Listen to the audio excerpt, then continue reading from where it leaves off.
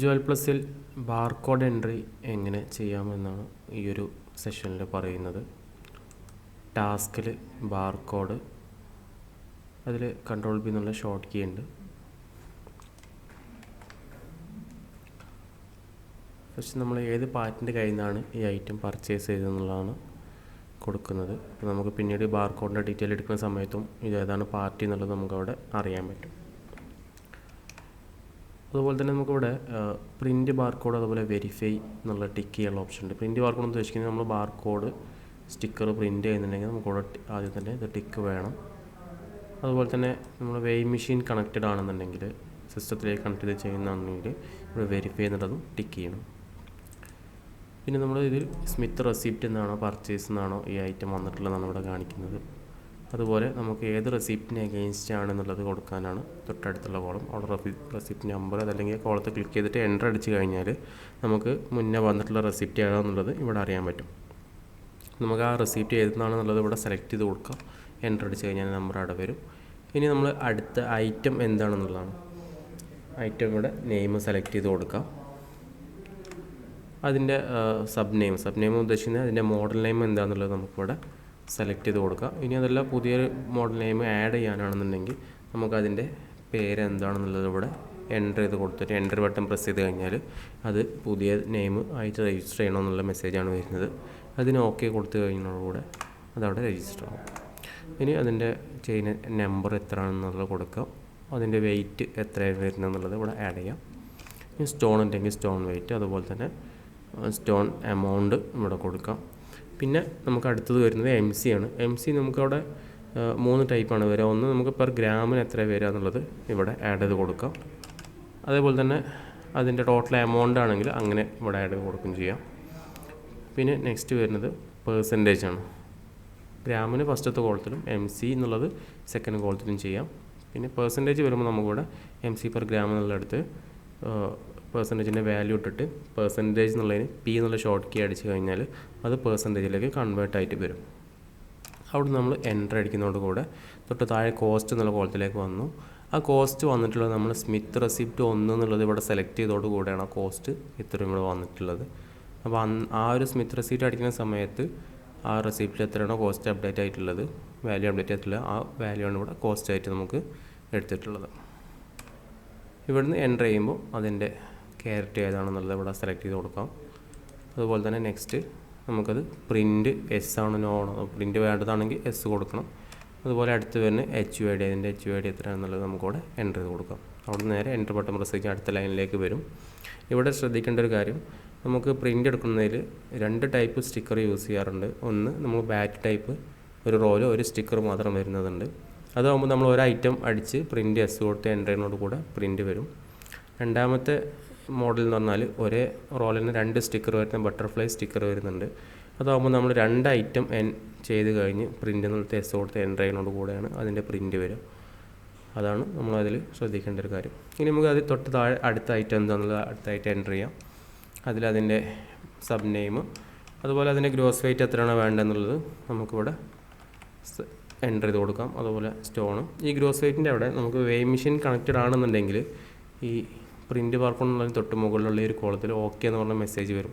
ആ മെസ്സേജ് വരുന്ന സമയത്ത് നമ്മൾ ഗ്രോസ് വെയിറ്റ് എൻ്റർ ചെയ്ത് കൊടുക്കേണ്ട ആവശ്യമില്ല. ഈ വെയ് മെഷീനിലേക്ക് ഈ വെയിറ്റ് അതേപോലെ ഓർണമെൻറ്റ് ഇട്ട് കഴിഞ്ഞാൽ നമുക്ക് ആ വെയിറ്റ് ഓട്ടോമാറ്റിക് സിസ്റ്റത്തിലേക്ക് എടുക്കുകയാണ് ചെയ്യുക. ഈ ഗ്രോസ് വെയിറ്റ് എന്നുള്ള കോളത്തിലേക്ക് ഓട്ടോമാറ്റിക് പിക്ക് ചെയ്യുകയാണ് ചെയ്യുക.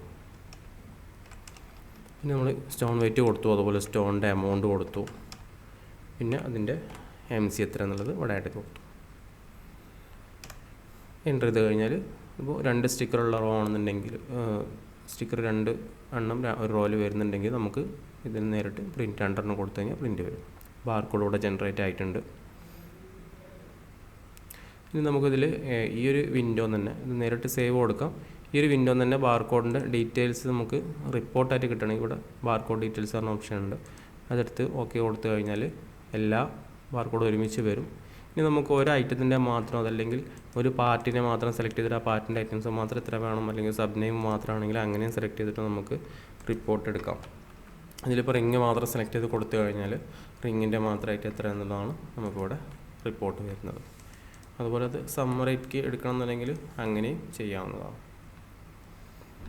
പിന്നെ ഇതിൽ നമുക്ക് ഈ ബാർകോഡ് പ്രിൻറ്റ് നമ്മളിവിടെ ഓരോ ബാർകോഡ് വൈസാണ് പ്രിൻറ്റ്, അതിൻ്റെ ഡീറ്റെയിൽ ആയിട്ടുള്ളൊരു പ്രിൻ്റാണ് ഉദ്ദേശിക്കുന്നതെങ്കിൽ നമുക്ക് ഇങ്ങനെ എടുക്കാവുന്നതാണ്. അഥവാ റിപ്പോർട്ട് പോലെ പ്രിൻ്റ് എടുക്കണമെങ്കിൽ നമുക്ക് ഈ രൂപത്തിൽ ഇവിടെ പ്രിൻ്റ് എടുക്കാം. ഇങ്ങനെ എത്ര ബാർകോഡ് ചെയ്തു എന്നുള്ളതിൻ്റെ റിപ്പോർട്ടായിട്ട് നമുക്ക് പ്രിൻ്റ് എടുക്കാവുന്നതാണ്.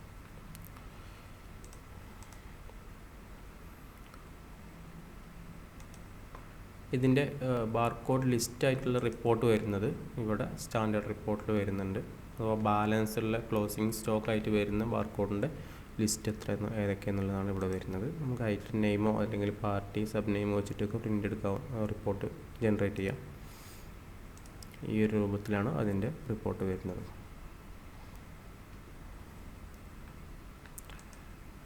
അതുപോലെ നമ്മൾ സെയിൽ അടിക്കുകയാണെന്നുണ്ടെങ്കിൽ സെയിൽസിൽ ബാർകോഡ് എന്നുള്ള ഈ ഒരു കോളത്തിൽ ജസ്റ്റ് എത്രയാണോ അതിൻ്റെ ബാർകോഡ് നമ്പർ വരുന്നത് അത് സ്കാൻ ചെയ്യുന്നതോട് കൂടെ അതിൻ്റെ എല്ലാ ഡീറ്റെയിലും അതിൽ വരും. പിന്നെ നമുക്കതിൽ MC ഒക്കെ മാറ്റി കൊടുക്കണമെന്നുണ്ടെങ്കിൽ മാറ്റി കൊടുക്കാം. അതുപോലെ നമ്മളിപ്പോൾ ബാർകോഡ് ചെയ്ത് കഴിഞ്ഞ ഐറ്റംസ് നമുക്ക് സ്റ്റോക്ക് എടുക്കണം. അതല്ലെങ്കിൽ ബാർകോഡിൽ എന്തെങ്കിലും ഡിഫറൻറ്റ് സ്റ്റോക്കിൽ എന്തെങ്കിലും മാറ്റം ഉണ്ടെങ്കിൽ അത് ചെക്ക് ചെയ്ത് നോക്കണം. സിസ്റ്റത്തിൽ ബാർകോഡ് ലിസ്റ്റിലുള്ള എണ്ണം കുറവാണ്, നിങ്ങളടുത്ത് മാനുവലുള്ളത് ഫിസിക്കലുള്ള സ്റ്റോക്ക് കൂടുതലുണ്ട്, അതല്ലെങ്കിൽ അവിടെ ഫിസിക്കൽ കുറവുണ്ട് സിസ്റ്റത്തിൽ കൂടുതലാണെന്നൊക്കെ ഉണ്ടെങ്കിൽ നമുക്കത് ഏതിലാണ് ഏത് ബാർകോഡിലാണ് ഡിഫറൻസ് ഉള്ളതെന്ന് അറിയാൻ വേണ്ടിയിട്ട് ഡീറ്റെയിൽഡ് ബാർകോഡ് സെർച്ച് എന്നുള്ള ഈ ഒരു വിൻഡോ ഓപ്പൺ ചെയ്യാം. അതിൽ നമ്മൾ എല്ലാ ബാർകോഡും സ്കാൻ ചെയ്യാം. അതിലിപ്പോൾ റിങ് എന്നുള്ള ഐറ്റത്തിലാണ് പ്രശ്നമില്ലെങ്കിൽ ആ റിങ്ങിൻ്റെ മാത്രം സ്കാൻ ചെയ്താൽ മതി. അപ്പോൾ നമുക്ക് റിങ്ങിലുള്ള എല്ലാ ഐറ്റംസും ഇവിടെ വ്യത്യാസമുള്ള ഐറ്റം അഥവാ ഡിഫറൻസുള്ള ബാർകോഡ് ഏതാണെന്നുള്ളത് ഇത് ഓരോന്നും സ്കാൻ ചെയ്യുമ്പോൾ ഇങ്ങനെ ഡീറ്റെയിൽ കാണിക്കും. അതിൻ്റെ എല്ലാ ഡീറ്റെയിൽസും ഇതിൽ എൻട്രി ആയിട്ട് വരും. പാർട്ടി ഏതാണ്, സ്റ്റോക്ക് ഏത് റേറ്റിൽ കയറിയതാണ് എല്ലാം ഇവിടെ കാണിക്കും. അതുപോലെ ഇവിടെ മുകളിൽ 1 എന്നുള്ള നമ്പർ വന്നിട്ടുണ്ട്. അങ്ങനെ എത്ര എണ്ണം സ്കാൻ ചെയ്ത് വരുന്നുണ്ടോ അത്ര എണ്ണം ഇവിടെ കാണിക്കും. പിന്നെ അതിൽ താഴെ മാർക്കഡ് ഐറ്റംസ് എന്നുള്ള ഓപ്ഷൻ ഉണ്ട്. അവിടെ തന്നെ നമ്മൾ ടോട്ടൽ എത്ര ബാർകോഡ് മാർക്ക് ചെയ്തു അല്ലെങ്കിൽ സ്റ്റോക്ക് എടുത്തു എന്നുള്ളത് അറിയാനുള്ള ഓപ്ഷൻ ഉണ്ടാവുക. അതുപോലെ മിസ്സിങ് ഐറ്റം എന്നുള്ളിടത്ത് നമുക്ക് അതിലേതെങ്കിലും ബാർകോഡ് മിസ്സായിട്ടുണ്ട് അഥവാ നമുക്ക് ഫിസിക്കലി സ്റ്റോക്ക് ഇല്ലാതെ സിസ്റ്റത്തിൽ കൂടുതലുള്ള കേസ് ഉണ്ടെങ്കിൽ നമുക്കവിടെ കാണിച്ചു തരും ചെയ്യും. പിന്നെ ബാർകോഡ് നമ്മൾ എൻ്റർ ചെയ്ത് കഴിഞ്ഞിട്ട് ടാഗ് വെയിറ്റ് സെറ്റ് ചെയ്യുന്നുണ്ടെങ്കിൽ ചില ഷോപ്പിൽ ടാഗ് വെയിറ്റ് സെറ്റ് ചെയ്യാറുണ്ട്. അങ്ങനെ ചെയ്യുന്നുണ്ടെങ്കിൽ നമുക്കിവിടെ ടാഗ് വെയിറ്റ് എന്നുള്ള ഓപ്ഷൻ എടുക്കാം. അതിൽ നമുക്ക് ഓൾറെഡി നമ്മൾ ചെയ്തിട്ടുള്ള ബാർകോഡ് ഏതാണോ ആ ബാർകോഡ് ഇവിടെ സ്കാൻ ചെയ്യാം.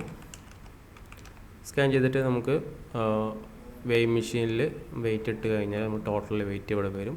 അപ്പോൾ അതിൻ്റെ ടാഗ് വെയിറ്റ് എത്രയെന്നുള്ളത് ഇവിടെ കാണിക്കും. അപ്പോൾ ടാഗ് വെയിറ്റ് കൂടുതലുണ്ടോ അതല്ലെങ്കിൽ നമ്മൾ ചെയ്തതിൽ ടാഗ് വെയിറ്റും കൂടി ആഡ് ആയിട്ടുള്ള വെയിറ്റ് സ്റ്റോക്ക് റിപ്പോർട്ട് പ്രകാരം എടുക്കാനുള്ള ഓപ്ഷൻ ഉണ്ട്. അതിലേക്കും കൂടി കിട്ടാൻ വേണ്ടിയിട്ടാണ് ഇങ്ങനെ ചെയ്യുന്നത്. നമുക്ക് സ്റ്റോക്ക് റിപ്പോർട്ടിൽ ക്ലോസിംഗ് സ്റ്റോക്ക് എന്നുള്ള റിപ്പോർട്ടായിരിക്കും നമ്മൾ സാധാരണ എടുക്കുന്നുണ്ടാവുക. അതിൽ ഗ്രോസ് വെയിറ്റ് എന്നുള്ളതിന് പകരം നമുക്ക് ടാഗ് വെയിറ്റ് എന്നുള്ളത് സെലക്ട് ചെയ്തിട്ടും കൂടി റിപ്പോർട്ട് എടുക്കാൻ പറ്റും. അപ്പോൾ ടാഗ് വെയിറ്റ് ഉൾപ്പെടെയുള്ള ടോട്ടൽ സ്റ്റോക്ക് എത്ര ഉണ്ടെന്ന് നമുക്കിവിടെ അറിയാൻ പറ്റും. അതുപോലെ നമ്മൾ നേരത്തെ ബാർകോഡ് ചെയ്യുന്ന സമയത്ത് സെറ്റ് ചെയ്യുന്ന സബ് ഐറ്റംസ് ഉണ്ടല്ലോ, മോഡൽ നെയിം, അതിനു വേണ്ടി ഇവിടെ ഒരു വിൻഡോ ഉണ്ട്. അതിൽ നമുക്ക് ഓരോ മോഡലിനും എത്രയാണ് അതിൻ്റെ MC വരുന്നത് എന്നുള്ളത് ഫിക്സ് റേറ്റ് സെറ്റ് ചെയ്ത് വെക്കാൻ വേണ്ടിയിട്ടുള്ള ഓപ്ഷനാണ്. അതിൽ നമ്മൾ ഐറ്റം സെലക്ട് ചെയ്ത് കഴിഞ്ഞാൽ അതിൻ്റെ മോഡൽ നെയിമോട് കാണിക്കും ആ സബ് നെയിം. അതിൻ്റെ അവിടെ നമുക്ക് MC പെർസെൻറ്റേജ് എത്ര എന്നുള്ളത് പെർസെൻറ്റേജിലാണെങ്കിൽ പെർസെൻറ്റേജ് സെലക്ട് ചെയ്തിട്ട് ഇവിടെ എത്ര പെർസെൻറ്റേജ് എന്നുള്ളത് നമുക്ക് സെറ്റ് ചെയ്ത് വെക്കാം. അപ്പോൾ നമ്മൾ ബാർകോഡ് എൻ്റർ ചെയ്യുമ്പോൾ ഓട്ടോമാറ്റിക് ആ പെർസെൻറ്റേജ് അവിടെ വന്നോളും.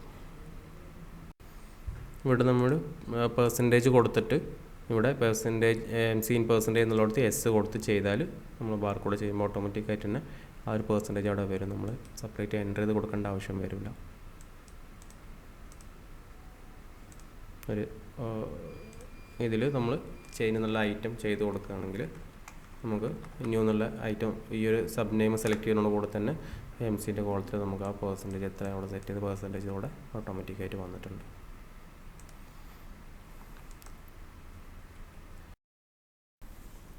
ഇനി നമ്മൾ ഒരു ബാർകോഡ് ചെയ്ത് കഴിഞ്ഞു, കുറേ മുന്നേ ചെയ്തൊരു ബാർകോഡാണ്. അതിൽ നമുക്ക് നമ്മൾ ഐറ്റം കട്ട് ചെയ്യാണ് അതല്ലെങ്കിൽ വെയിറ്റ് കുറയ്ക്കണം അങ്ങനെയൊക്കെ ചെയ്യുന്ന കേസ് ഉണ്ടെങ്കിൽ നമുക്ക് അതിലിവിടെ ഐറ്റം ട്രാൻസ്ഫർ എന്ന ഓപ്ഷൻ വെച്ചിട്ട് ഈ ഐറ്റത്തിൻ്റെ ബാർകോഡ് ഔട്ട് ചെയ്തിട്ട് പുതിയ ബാർകോഡ് ചെയ്യാം.